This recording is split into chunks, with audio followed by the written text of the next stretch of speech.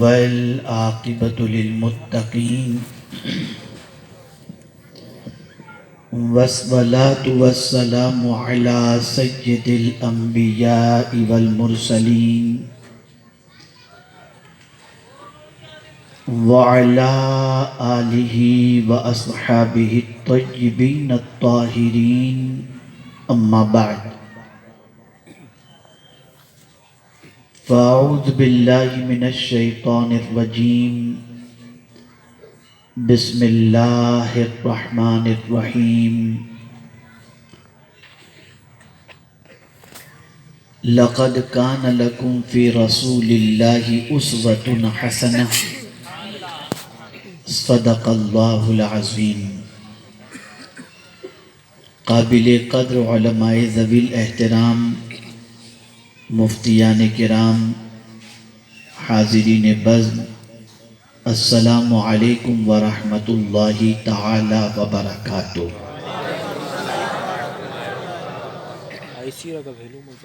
میرے پیارے آقا صلی اللہ تعالی علیہ وسلم کے پیارے دیوانوں،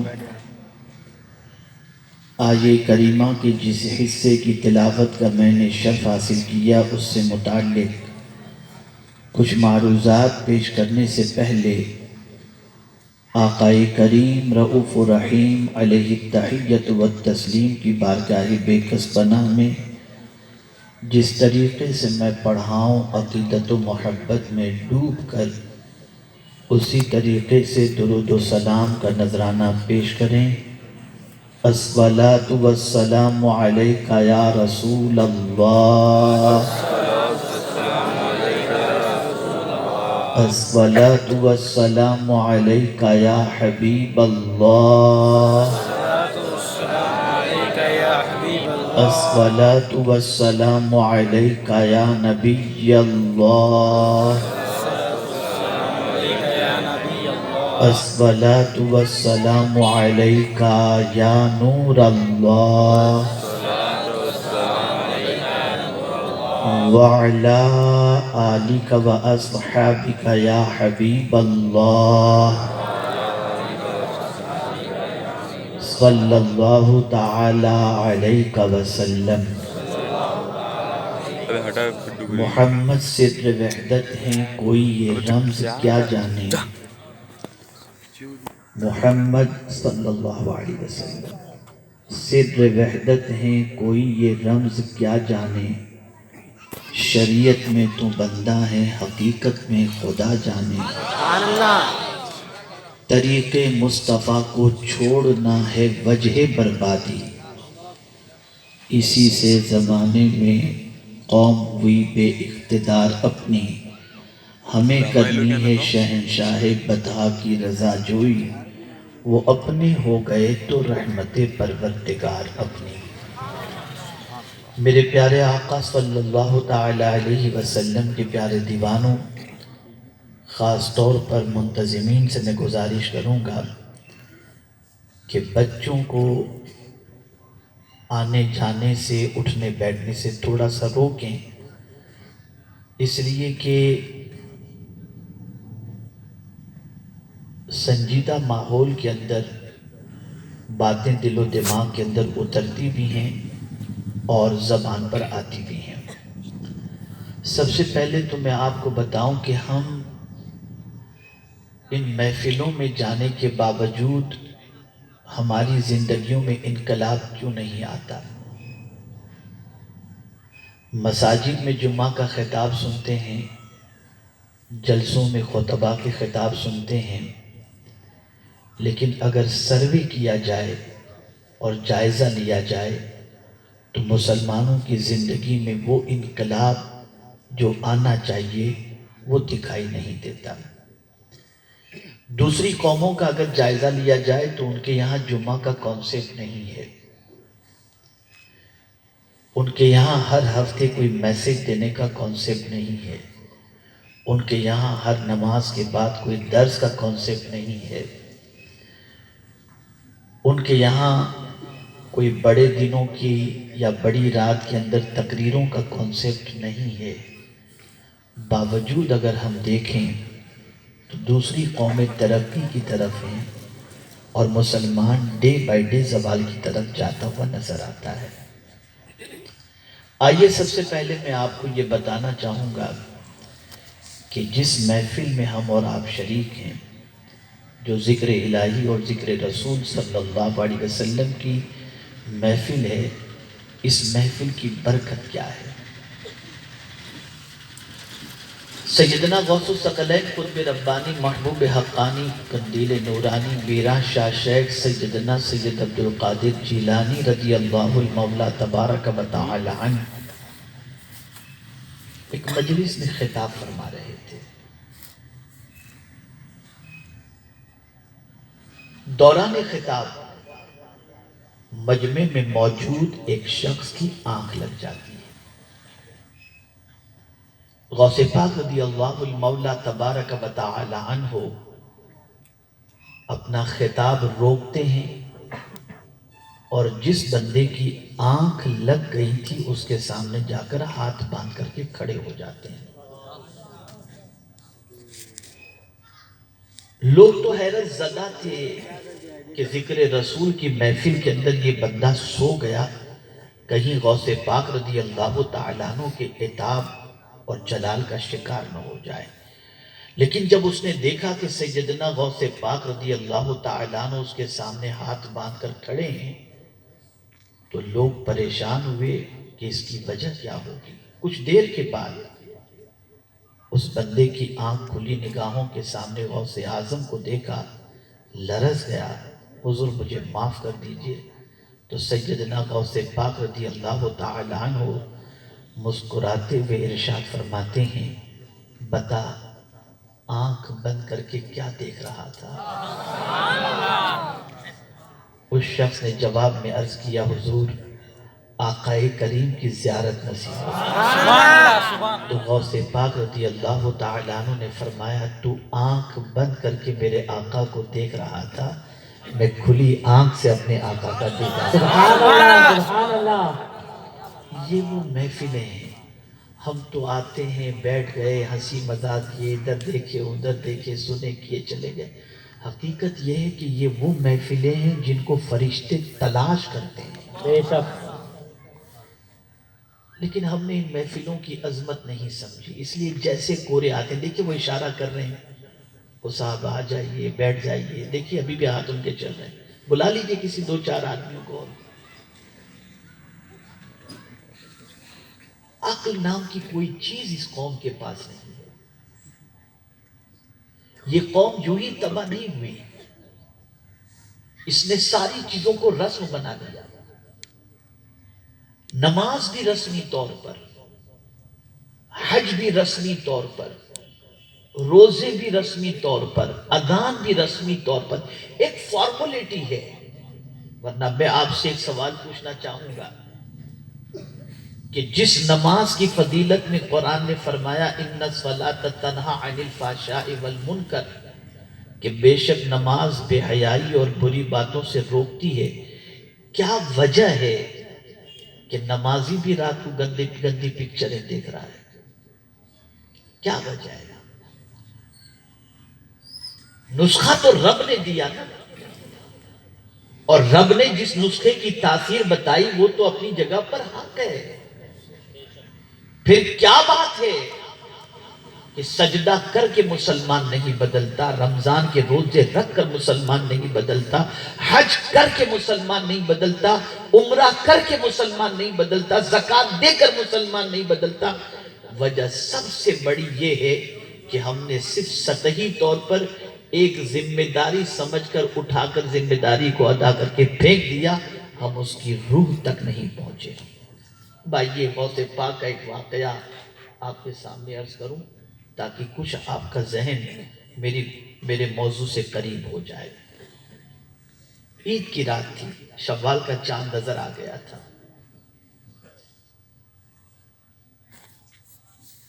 مدینہ منورہ میں بھی ایسا ہوتا ہے کہ شوال کا چاند نظر آ جاتا ہے یا عید کا اعلان ہو جاتا ہے تو لوگ بغل گیر ہوتے ہیں، مبارکبادیاں پیش کرتے ہیں اور ایک دوسرے سے عید کی مبارکباد، اور آدمی خوشی سے بالکل ایک دم پھولا نہیں سماتا کہ کل عید ہے۔ ایسے ہی ہوا سیدنا غوث پاک رضی اللہ المولا تبارک و تعالی عنہ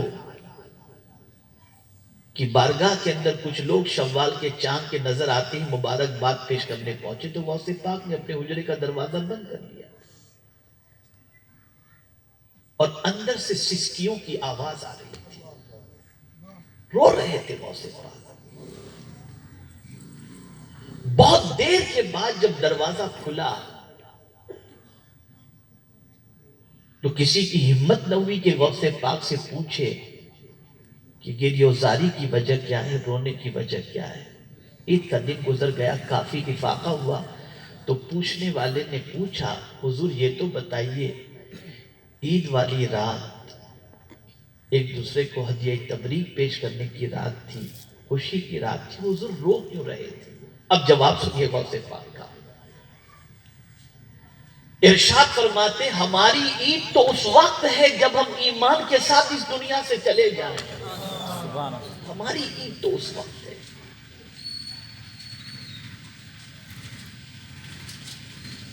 جب تک کہ ایمان پر خاتمہ نہیں ہوتا اس وقت تک ہم کیسے کہیں کہ یہ ہمارے لیے عید کا دن ہے؟ یہ وہ لوگ تھے جو اسلام کو سمجھتے تھے، میدان معیشت کی جواب دہی کے بارے میں جانتے تھے، بارگاہ سمدیت کی پیشی کے بارے میں جانتے تھے، قیامت کے خطرات سے واقف تھے، اللہ عز و جل کے بارگاہ میں سوال و جواب سے واقف تھے، وہ ساری چیزیں تھی۔ آج کا مسلمان تو کچھ نہیں جانتا، مولانا سب چلتا ہے، بس ایک ہی جواب، مولانا سب چلتا ہے۔ ایک عجیب زندگی مسلمانوں کی ہو چکی، خاص طور پر نوجوانوں کی زندگی کا اگر جائزہ لیا جائے تو نوجوان اپنی جوانی کی اہمیت کو نہیں سمجھ رہے، نوجوان اپنی رسپانسبلٹی سے ناواقف ہیں، نوجوانوں سے کیا امیدیں ہیں، نوجوان معاشرے کے اندر کیا مقام رکھتا ہے، آج کا نوجوان اس سے واقف نہیں ہے۔ جوانی کی دہلیز پر قدم رکھتے ہی آوارگی، بے راہ روی، گناہوں سے اپنے دامن کو آلودہ کرنا، یہ آج کے نوجوان کی ذمہ داری بن گئی ہے اور عادت بن گئی ہے۔ آئیے میں آپ کو بتاؤں، ٹیلیگرام شریف میں حاضر ہوا، ایک ٹکڑا آویزاں تھا، ایک ٹکڑا لٹک رہا تھا، میں نے دیکھا اس پر ایک قول سلطان صلاح الدین ایوبی کا۔ کیا قول تھا؟ قول یہ تھا، کسی قوم کو تباہ کرنا ہو، غور سے سنیے گا، کسی قوم کو تباہ کرنا ہو تو اس قوم پر ایٹم بم برسانے کی ضرورت نہیں، اس قوم کے نوجوان کو عیاش بنا دو، وہ قوم برباد ہو جائے گا۔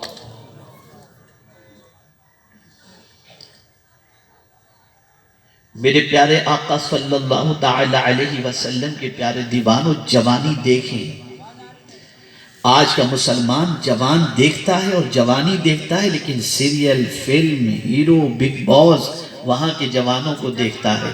یہ نہیں پڑھتا کہ مصطفیٰ کی جوانی کیسے گزری تھی، یہ نہیں پڑھتا کہ غوث پاک کی جوانی کیسے گزری تھی، یہ نہیں پڑھتا کہ صدیق اکبر کی جوانی کیسے گزری تھی، یہ نہیں پڑھتا کہ فاروق اعظم کی جوانی کیسے گزری تھی، یہ نہیں پڑھتا کہ مولا علی کی جوانی کیسے گزری تھی، یہ بھی نہیں پڑھتا کہ امام حسین کی جوانی کیسی گزری تھی، اور یہ بھی نہیں پڑھتا کہ حضرت علی اکبر کی جوانی کیسے گزری تھی۔ اے رسول اعظم صلی اللہ تعالی علیہ وسلم کے دیوانوں، یہ قوم اس لیے تباہ ہو رہی ہے کہ اس قوم نے ان کو پڑھنا شروع کر دیا جن کو پڑھنے کے بعد یہ قوم تباہی کی شکار ہو سکتی ہے، ان کو پڑھنا اس قوم نے چھوڑ دیا جن کو پڑھنے کے بعد اس قوم کا مقدر عروج پر چلا جائے، یہ قوم کامیابی اور کامرانی سے ہمکنار ہو جائے۔ آئیے میں آپ کو چند نوجوانوں کے واقعات قرآن و حدیث کی روشنی میں سمجھانے کی کوشش کروں تاکہ آپ محسوس کر سکیں، اور اس کے بعد ایک ضابطہ آپ کو دوں گا، ایک آپ کو لاہے عمل دوں گا کہ آپ اس پر عمل کریں اور اس کے بعد اپنی زندگی کو گزاریں۔ ہو سکتا ہے کہ آپ قوم کے لیے ایک مفید سرمایہ بن جائیں۔ یاد رکھیں، مسلمان نوجوان کی سچویشن یہ ہے کہ نوجوان کسی قوم کے لیے ریڑھ کی ہڈی ہوا کرتی ہے۔ نوجوان ریڑھ کی ہڈی ہوا کرتی ہے۔ ہاتھ ٹوٹ جائے پھر بھی انسان کھڑا رہ سکتا ہے، پیر ٹوٹ جائے پھر بھی وہ کچھ کام کر سکتا ہے، آنکھیں نہ ہو پھر بھی کسی کام کا وہ رہ سکتا ہے، لیکن اگر ریڑھ کی ہڈی ٹوٹ گئی تو پھر وہ کسی کام کا نہیں رہتا۔ دنیا آج پوری کوشش یہی کر رہی ہے۔ آپ اگر یہ دیکھنا چاہیں اور سمجھنا چاہیں تو اس طریقے سے سمجھ سکتے ہیں۔ سوشل میڈیا کو اگر آپ دیکھیں تو اس کے یوزرز میکزیمم یوتھ آپ کو نظر آئیں گے، اور یوتھ کو اٹریکٹ کرنے کے لیے مارکیٹ میں ساری دکانوں سے لے کر سارے مال اور ساری آئٹمز دیکھیں گے تو یوتھ ہی کو اٹریکٹ کرنے والی چیزیں آپ کو نظر آئیں گی۔ بوڑھے کو اٹریکٹ کرنے کے لیے تو صرف آپ کو ملم ملے گا، آئل ملیں گے کہ کمر کا درد ہو تو یہ آئل استعمال کرو، سر کا درد ہو تو یہ استعمال کرو، بڑھاپے میں کمر جھک جائے تو یہ استعمال کرو۔ لیکن زیادہ تر اگر دیکھیں تو یوتھ کو اٹریکٹ کرنے والی قیمتی اشیاء مارکیٹ کے اندر بکتی نظر آتی ہے۔ یہ چیز یوتھ کے لیے اٹریکٹ، اس لیے کہ یوتھ خود اپنے آپ کو دوسرے کو اٹریکٹ کرنے کی اور دوسرے کو اپنی طرف مائل کرنے کی کوشش کرتا ہے۔ آپ دیکھیں نا، ہماری قوم کا بچہ ایس ایس سی پاس کر لیتا ہے اور اس کے بعد جب جونیئر کالج میں ایڈمیشن لیتا ہے تو سب سے پہلے پیرنٹ سے کہتا ہے، ابا مجھے نئی 5-6 جوڑیاں دلا دو۔ کیا بھائی کہاں جا رہے ہو، کہ شادی تمہاری ہو رہی ہے؟ تو بچہ کہتا ہے نہیں ابا میں کالج جا رہا ہوں تو وہاں اچھے کپڑے پہننے پڑیں گے۔ سوال یہ پیدا ہوتا ہے، 10 سال تک یونیفارم پہننے والا بچہ کالج جانے سے پہلے اچھے لباس کا تقاضا کیوں کر رہا ہے؟ وجہ سب سے بڑی یہ ہے کہ وہاں دوسروں کو امپریس کرنا ہے، دوسروں کے سامنے اچھے لباس پہن کر دوسروں کو اٹریکٹ کرنا ہے۔ اے رسول اعظم صلی اللہ تعالی علیہ وسلم کے دیوانوں، اسی طریقے سے آپ دیکھیں، ایک بچہ ہو یا ایک بوڑھا ہو کسی اور کو آئیڈیل نہیں بناتا۔ بچہ بھی جوان کی نقل کرتا ہے، بوڑھے کی نقل نہیں کرتا، اور بوڑھا بھی جوان کی نقل کرتا ہے، بچے کی نقل نہیں کرتا۔ نوجوان کی ذمہ داری بڑی اہم ہے، نوجوان کا مقام بڑا اہم ہے۔ آقا کریم صلی اللہ علیہ وسلم نے ارشاد فرمایا، لا تزول قدم ابن آدم حتی یسأل عن 5۔ قیامت کے دن بندے کے قدم اپنی جگہ سے ہل نہ سکیں گے جب تک کہ 5 سوالوں کے وہ جواب نہ دے دے۔ اس میں سے پہلا سوال ہوگا، عن عمرہ فیما افنا، بتا اپنی عمر تو نے کس کام میں گزاری۔ پہلا کوشچن قیامت کے دن بندے سے پوچھا جائے گا، اے بندے میں نے تجھے زندگی دی تھی، بتا پوری عمر تو نے کس کام میں گزاری۔ اب عمر کے اندر بچپنا بھی آ گیا، جوانی بھی آ گئی، بڑھاپا بھی آ گیا، اس لیے کہ پوری زندگی کا کوشچن کیا جا رہا ہے، عن عمرہ فیما افنا۔ لیکن مان دوسرا سوال ہوگا، وعن شبابہ فیما ابلاہ، بندے بتا تو نے اپنی جوانی کس کام کے اندر گزاری۔ اللہ اکبر، اے میرے کریم، عمر میں تو بچپنا بھی آ گیا، جوانی بھی آ گئی، بڑھاپا بھی آ گیا، یہ الگ سے جوانی کا کوشچن کیوں؟ تو جواب ملے گا، نادان، بچپنے میں کمزور تھا، بڑھاپے میں کمزور تھا، جوانی میں میں نے تجھے ایکسٹرا طاقت عطا فرمائی تھی، تو بتا اپنی طاقت کا استعمال تو نے کس کام کے اندر کیا۔ میرے پیارے آقا صلی اللہ علیہ وسلم کے پیارے دیوانوں، کسی قوم کا اگر جوان سنور جائے پوری قوم سنور جاتی ہے، اور کسی قوم کا جوان بگڑ جائے تو پوری قوم تباہ ہو جایا کرتی ہے۔ اسی لیے قوم کی کامیابی اور کامرانی کو جاننا ہو تو اس قوم کے نوجوانوں کو دیکھو، کسی خاندان کو جاننا کرنا ہو تو خاندان کے نوجوان کو دیکھو۔ آج مسلم نوجوانوں کی زندگی کا جائزہ لیا جائے، ایجوکیشن کی فیلڈ کے اندر دیکھیں، دوسری فیلڈ کے اندر دیکھیں تو مسلمان نوجوان کافی پیچھے دکھائی دیتا ہے، کافی دور دکھائی دیتا ہے۔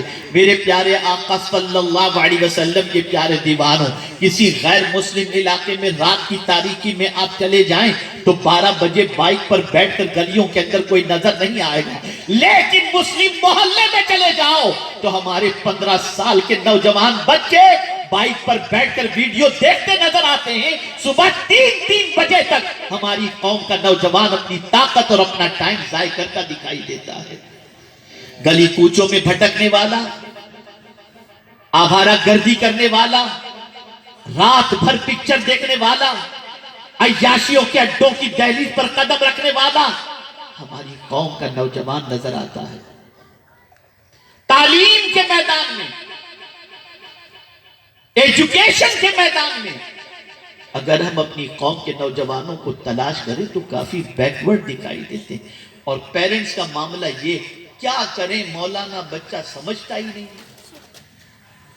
آپ نے انوائرمنٹ کریٹ کیا، آپ نے ماحول بنایا، آپ نے گھر کا اس طریقے سے ماحول بنایا کہ آپ کا بچہ اس ماحول میں رہ کر اپنی زندگی کو کچھ سنوارنے کی کوشش کرے۔ آپ نے ٹائم اپنے بچے کو دیا۔ اے رسول اعظم صلی اللہ تعالی علیہ وسلم کے دیوانوں، آقا کریم صلی اللہ علیہ وسلم کی جوانی کا مطالعہ کرو تو آپ کو پتہ چلے گا کہ رحمت عالم صلی اللہ تعالی علیہ وسلم نے اپنی جوانی کس طریقے سے گزاری۔ اللہ اکبر! میرے پیارے آقا صلی اللہ تعالی علیہ وسلم کے پیارے دیوانوں، 2 چیزیں، 2 اوصاف رسول اعظم صلی اللہ تعالی علیہ وسلم کے اعلان نبوت سے پہلے ہر ایک کی زبان پر تھے، اور ان اوصاف کے ذریعے رسول اعظم صلی اللہ علیہ وسلم کو دنیا یاد کرتی تھی۔ نمبر 1 صادق اور نمبر 2 امین۔ اللہ اکبر! جب رسول اعظم صلی اللہ علیہ وسلم تشریف لاتے تو دنیا کہتی تھی جا صادق، جب رسول اعظم تشریف لاتے تھے تو دنیا کہتی تھی جا امین۔ اللہ اکبر! یہ پیغمبر رحمت صلی اللہ علیہ وسلم کی حیات طیبہ تھی۔ اور جب ام المؤمنین حضرت خدیجہ الکبریٰ رضی اللہ تعالی عنہ کا مال تجارت دے کر پیغمبر رحمت صلی اللہ علیہ وسلم روانہ ہوئے، اور اس کے بعد جب رسول اعظم صلی اللہ علیہ وسلم دگنے نفع کے ساتھ جب سرکار صلی اللہ علیہ وسلم لوٹے تو حضرت خدیجہ الکبریٰ نے حضور کے حوالے سے پوچھا، ذرا بتاؤ تو صحیح، اپنے غلام سے پوچھا کہ تم محمد صلی اللہ علیہ وسلم کے ساتھ گئے تھے، پورے سفر کی رودات بتاؤ، قربان جائیے پیغمبر رحمت کے بارے میں۔ ابھی سرکار صلی اللہ علیہ وسلم کا نکاح بھی نہیں ہوا، ان فوان شباب کا معاملہ ہے، 20-22 سال کی جوانی کا معاملہ ہے۔ اللہ اکبر! غلام کہتا ہے ان جیسا نیک میں نے نہیں دیکھا۔